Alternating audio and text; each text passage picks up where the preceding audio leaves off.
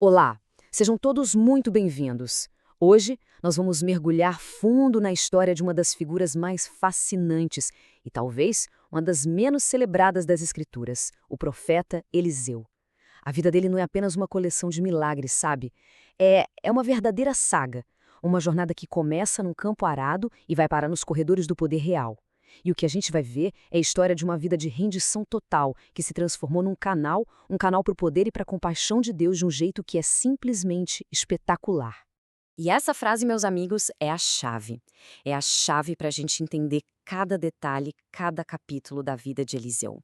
Ele não era um super-homem com algum poder especial. Não. Eliseu era um homem que entendeu uma verdade fundamental. A sua força, a sua sabedoria, a sua capacidade de mudar o mundo ao redor, nada disso vinha dele mesmo. Vinha de uma conexão profunda, íntima, com o Criador. Cada milagre, cada profecia era um eco dessa verdade. Ele era só um instrumento, e através dele, o poder de Deus operava, seja nos pequenos gestos de misericórdia ou na proteção de nações inteiras. Bem, para a gente conseguir captar toda a profundidade da vida dele, nós organizamos nossa conversa em 6 partes. Vamos começar com o chamado dele, que foi totalmente inesperado e radical. Depois, a gente vai ver a herança de poder que ele teve a ousadia de pedir. Aí vamos explorar os milagres dele, o impacto que ele teve nas nações, o legado impressionante que foi além da sua própria morte e, claro, no final, as lições que a vida dele nos deixa até hoje. E a nossa história não começa num lugar sagrado, não? Nem numa escola de profetas. Começa num campo. Um campo aberto, debaixo do sol forte do Oriente Médio. É lá que a gente encontra Eliseu. E ele não é um aspirante a líder espiritual, não. Ele é um homem de negócios, um fazendeiro, próspero, com os pés fincados na terra, dedicado ao trabalho. Tentem visualizar essa cena. O som, aquele som constante e ritmado de 24 boios puxando os arados. O cheiro da terra fresca, recém-revolvida. O calor do dia. Eliseu está ali, no comando de tudo. Ele guia a última das 12 juntas e isso nos diz algo importante. Ele não era um simples empregado. Ele era o dono. O responsável por aquela grande operação. Um homem estabelecido, sabe? Com um futuro próspero, previsível. E aí, no meio dessa rotina, uma figura aparece. Elias, o profeta do fogo, intenso, reverenciado, temido por todo Israel. E ele se aproxima sem dizer uma única palavra. Elias simplesmente passa por Eliseu e joga o seu manto sobre os ombros dele. Um gesto simples, silencioso, mas carregado de um significado profundo e irrevogável. Era o chamado. E Eliseu entende na hora. Ele não pensa 2 vezes, não faz perguntas, ele só pede um momento para se despedir dos pais. E o que ele faz em seguida é um ato de entrega total. Ele pega a junta de bois com a qual ele trabalhava e a sacrifica, e usa a madeira do próprio arado, a sua ferramenta de trabalho, como lenha para cozinhar a carne e oferecer ao povo. Isso é de um simbolismo tremendo. Ele não está só deixando a vida antiga para trás. Ele está desmantelando ela, transformando as ferramentas do seu sustento num altar. Não tem mais volta. A ponte com o passado foi queimada. E agora, a gente avança para um dos momentos mais dramáticos, mais espiritualmente densos de todas as escrituras. É a passagem do manto. É a transição do poder de um mestre para o seu discípulo, de uma geração de profetas para a próxima. Elias sabe que o tempo dele na terra está acabando. Então ele começa uma última jornada, passando pelos centros de profetas de Israel. E em cada lugar, Gilgal, Betel, Jericó, ele tenta dispensar Eliseu. Talvez para testar a determinação dele, ou quem sabe para poupá-lo da dor da despedida. Mas a resposta de Eliseu é firme, leal, comovente. Tão certo como vive o Senhor e vive a tua alma, não te deixarei. Ele se recusa a abandonar seu mestre. Uma prova de devoção, até o último instante. Quando eles chegam nas margens do Jordão, Elias faz uma última oferta a Eliseu. Basicamente um cheque em branco. Peça o que quiser. E o que Eliseu pede é de tirar o fôlego. Ele não pede riqueza, não pede poder, não pede fama. Ele pede uma porção dobrada do teu espírito. Isso não era um pedido de quem queria ser maior que o mestre, de forma alguma. Era um pedido de um herdeiro espiritual. Na lei da época, o filho mais velho recebia o dobro da herança. Eliseu estava se colocando nesse lugar, como o herdeiro legítimo daquele ministério. E ele estava reconhecendo com humildade o tamanho do desafio que o esperava. E que para continuar a obra de Deus numa nação tão difícil, ele precisaria de uma capacitação divina ainda maior. Elias reconhece que o pedido é difícil. Mas ele coloca uma condição. O pedido seria atendido se Eliseu o visse sendo levado. E enquanto eles caminham e conversam, o céu se abre. Uma visão celestial de fogo, uma carruagem e cavalos em chamas separam os dois. E Elias é levado para o céu num redemoinho. E Eliseu vê tudo. Seus olhos testemunham o impossível, confirmando a promessa e selando seu destino como novo profeta de Israel. Com o coração partido pela perda, mas agora com o manto de Elias em suas mãos, Eliseu volta para o Rio Jordão. E a sua primeira atitude como o profeta principal é um teste de fé, tanto para ele quanto para quem o observava. Ele dobra o manto, bate nas águas e clama com uma pergunta que ecoaria para sempre: onde está o Senhor, o Deus de Elias? E as águas se abrem, do mesmo jeito que se abriram para o seu mestre. E ali, naquele exato momento, a transferência de autoridade se torna inegável. O espírito de Elias agora repousava sobre Eliseu. A partir daqui, o ministério de Eliseu, embora tivesse o mesmo poder, ganha um tom bem diferente do seu mestre. Se Elias era o profeta do fogo, do juízo contra a idolatria, Eliseu se torna um profeta da graça, da cura, da provisão. O poder dele se manifesta muitas vezes em atos de compaixão que tocam e transformam a vida de gente comum. E a gente vê esse padrão se repetindo. Em Jericó, ele cura a fonte d'água da cidade com um pouco de sal e a terra volta a ser fértil. Para uma viúva de um profeta que estava prestes a perder os filhos como escravos por causa de uma dívida, ele multiplica o pouco de azeite que ela tinha até encher todas as vasilhas que ela conseguiu arrumar. Foi um resgate financeiro milagroso. Durante um período de fome, ele purifica um cozido que estava envenenado, e numa outra vez ele alimenta 100 homens com só 20 pães e ainda sobra. Cada milagre desses revela um Deus que se importa com as necessidades mais básicas do dia a dia do seu povo. E agora, a gente entra numa das histórias mais tocantes do ministério dele. Em Sunem, uma mulher rica, mas com uma grande sensibilidade espiritual, percebe as passagens de Eliseu por ali. Ela vê nele algo diferente, uma santidade genuína. E movida não por interesse, mas por pura hospitalidade, por reverência, ela convence o marido a construir um pequeno quarto para ele no terraço da casa.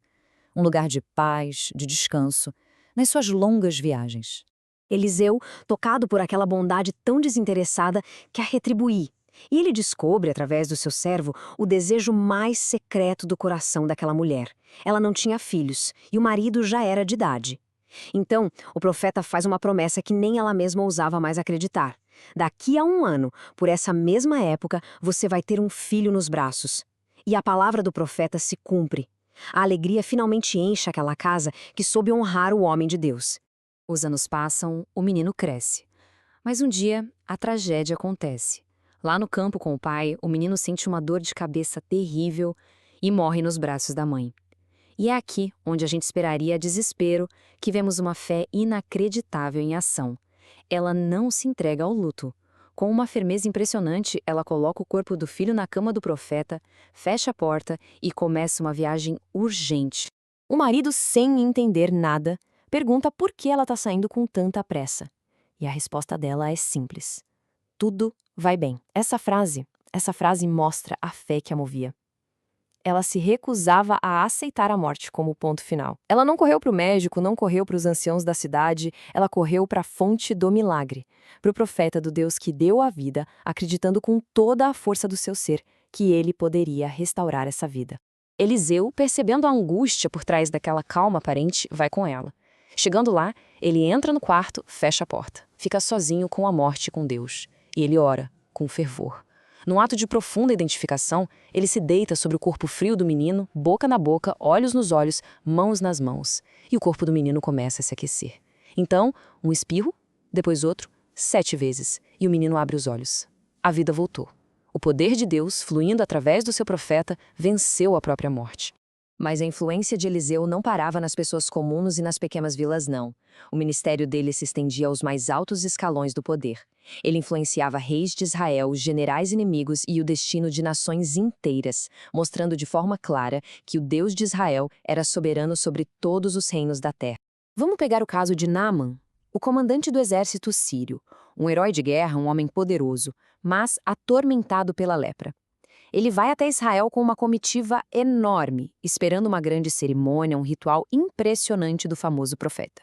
Mas Eliseu nem sai de casa para recebê-lo. Ele manda um mensageiro com uma ordem simples e, para Naamã, humilhante. Vá e se lave 7 vezes no Rio Jordão. Naamã fica furioso. A honra dele foi ferida. Ele esperava um grande evento e recebeu uma ordem banal. Mas os seus servos, com muita sabedoria, o convencem a obedecer. E quando ele mergulha no Rio Jordão pela 7ª vez, sua pele é totalmente restaurada. Fica como a de uma criança. Mas a cura foi mais funda que a pele. Naamã volta transformado, declarando que não existe outro Deus em toda a terra a não ser o Deus de Israel. A lição era clara. A cura e a salvação não vêm de rituais grandiosos, mas da obediência humilde à palavra de Deus. Numa outra situação, o rei da Síria estava frustrado. Frustrado porque Eliseu sempre revelava seus planos de guerra secretos para o rei de Israel. Então, ele manda um exército inteiro para capturar um único homem. Quando o dia amanhece, o servo de Eliseu acorda e vê a cidade de Dotã completamente cercada por cavalos e carruagens inimigas. O grito dele é de pavor. É a reação humana, lógica, diante de uma força esmagadora. Mas já a resposta de Eliseu é de uma calma sobrenatural. Uma calma que não vinha de negar o perigo, mas de enxergar uma realidade maior. A declaração dele revela uma verdade fundamental da fé. O mundo espiritual, que a gente não vê, é mais real e mais poderoso do que qualquer ameaça física que a gente possa enxergar. Ele não estava ignorando o exército sírio. Ele estava declarando que o exército de Deus era superior. Então Eliseu ora, mas ele não ora pela sua segurança. Ele ora para que os olhos do seu servo se abram. E o servo vê. A montanha ao redor deles está lotada, não de soldados sírios, mas de um exército do céu, cavalos e carruagens de fogo. A proteção de Deus estava ali o tempo todo, invisível aos olhos normais, mas absolutamente real e avassaladora. Eliseu ora de novo e o exército sírio é atingido por uma cegueira temporária. Ele, pessoalmente, guia os inimigos até o coração de Samaria, a capital. Quando os olhos deles se abrem, eles se veem encurralados nas mãos do rei de Israel, que está louco para acabar com eles. Mas Eliseu o proíbe. Em vez de julgamento, ele ordena misericórdia. E um grande banquete é preparado para os inimigos. A guerra é vencida não com a espada, mas com um ato chocante de graça que trouxe paz àquela terra por muito tempo. Agora vamos para o capítulo final da vida de Eliseu e o que aconteceu depois. Vamos ver como o impacto do ministério dele foi selado com lições importantíssimas sobre reverência e como a sua influência ungida por Deus continuou de um jeito extraordinário. Bem no começo do ministério dele, acontece uma coisa muito grave. Um grupo grande de jovens de Betel, que era um centro de idolatria, começa a zombar de Eliseu. E o insulto sobe careca não era uma brincadeira de criança sobre a aparência dele, não. Era um desprezo profundo, deliberado, contra a sua autoridade de profeta. Era uma zombaria cínica da subida de Elias ao céu. Basicamente, eles estavam dizendo: ah é? Você é o sucessor de Elias? Então sobe para o céu como ele e deixa a gente em paz. Era um deboche direto contra Deus. Eliseu, então, movido pelo Espírito de Deus, pronuncia uma maldição em nome do Senhor. E na mesma hora, 2 ursas saem da mata e atacam 42 deles. Esse julgamento, que parece terrível e severo, não foi vingança pessoal. Foi uma lição pública e necessária sobre a santidade do chamado de um profeta e a importância de se ter reverência a Deus. Aquele único ato estabeleceu um respeito inabalável pela autoridade divina que Eliseu representava e garantiu que a missão dele não fosse atrapalhada por zombarias durante os 50 anos seguintes de seu ministério. E que ministério extraordinário ele teve! Aquele pedido ousado de Eliseu pela porção dobrada foi cumprido literalmente. As Escrituras registram cerca de 14 milagres públicos de Elias. Já de Eliseu, nós temos o registro de pelo menos 28, exatamente o dobro. Uma confirmação matemática precisa da fidelidade de Deus em cumprir o que ele promete. Mesmo no seu leito de morte, doente, frágil, Eliseu ainda era um canal poderoso de Deus. O rei Joás vai visitá-lo, chorando pela perda daquele que era um pilar de Israel, e Eliseu lhe dá instruções proféticas: atirar uma flecha pela janela, a flecha da vitória do Senhor. Depois ele manda o rei golpear o chão com as outras flechas. Mas o rei golpeia só 3 vezes e para. Eliseu fica indignado. Ele explica que a fé limitada e a ação hesitante do rei resultariam em vitórias limitadas sobre a Síria, em vez da destruição total que Deus tinha planejado. Uma lição poderosa sobre como a nossa fé, às vezes, pode limitar o que Deus quer fazer através de nós.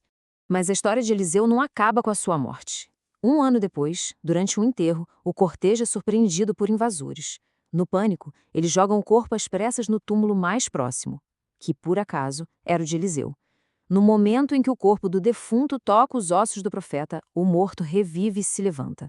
É um milagre final, o mais impressionante de todos. Um testemunho de que o poder de Deus que encheu a vida de Eliseu era tão potente que permaneceu até nos seus ossos, provando que a influência de uma vida consagrada a Deus não termina na sepultura. Então, quando a gente olha para trás, para essa vida tão extraordinária, o que fica? Que lições duradouras a gente pode tirar? O que o legado de Eliseu, um homem que começou arando a terra e terminou rompendo as barreiras da própria morte, pode nos ensinar hoje, aqui e agora, nos nossos desafios? O legado de Eliseu é profundo, com muitas facetas. Ele nos mostra o poder de uma vida de entrega total, que queima as pontes com o passado para abraçar o futuro que Deus tem. Ele nos serve de modelo de um ministério que equilibra poder e compaixão, que ensina que Deus se importa tanto com o destino de nações inteiras quanto com as lágrimas de uma viúva. Ele nos lembra da importância de ter reverência por aquilo que é sagrado. E, por fim, a vida e a morte dele nos mostram que uma fé verdadeira deixa um impacto que ecoa muito além do nosso breve tempo aqui na Terra. Eliseu era um homem comum, de carne e osso, como nós, mas ele foi um homem completamente entregue a um Deus extraordinário. Os milagres não aconteceram porque Eliseu era grande, mas porque ele se fez pequeno diante de um Deus que é grande. E isso nos leva a uma última reflexão, uma pergunta que fica no ar. A vida de Eliseu acabou, mas o seu impacto não. Que tipo de legado uma vida de fé, de entrega total a um propósito maior, que tipo de legado ela pode realmente deixar para trás? A resposta, como a gente viu na jornada de Eliseu, pode ser muito mais poderosa, mais duradoura e mais milagrosa do que a gente jamais poderia imaginar.